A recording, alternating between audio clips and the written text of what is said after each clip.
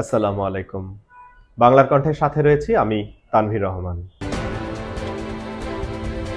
সিদ্ধিরগঞ্জে dengue প্রতিরোধে বিএনপির মশক নিধন কর্মসূচি। নারায়ণগঞ্জ সিদ্ধিরগঞ্জ প্রতিনিধির পাঠানো প্রতিবেদনে বিস্তারিত।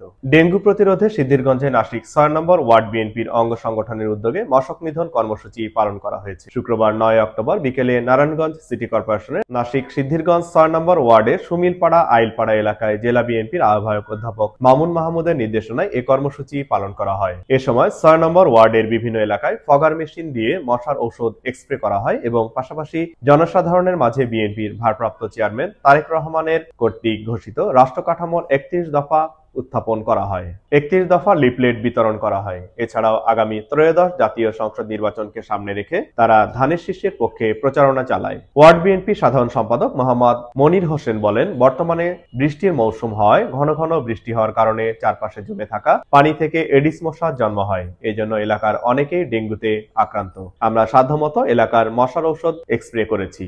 সৃষ্টিকর্তা যেন আমাদের এই মহামারী থেকে রক্ষা করেন। আমাদের দলের নির্দেশনা জনগণের পাশে থাকা, সেই নির্দেশনা মোতাবেক ৬ নম্বর ওয়ার্ড বিএনপি ও সকল অঙ্গ সংগঠন বিভিন্ন পাড়া মহল্লায় জনসাধারণকে সচেতন করার জন্য কাজ করছে। আমাদের নেতা অধ্যাপক মামুন মাহমুদ আমাদেরকে সার্বিক সহযোগিতা করছেন।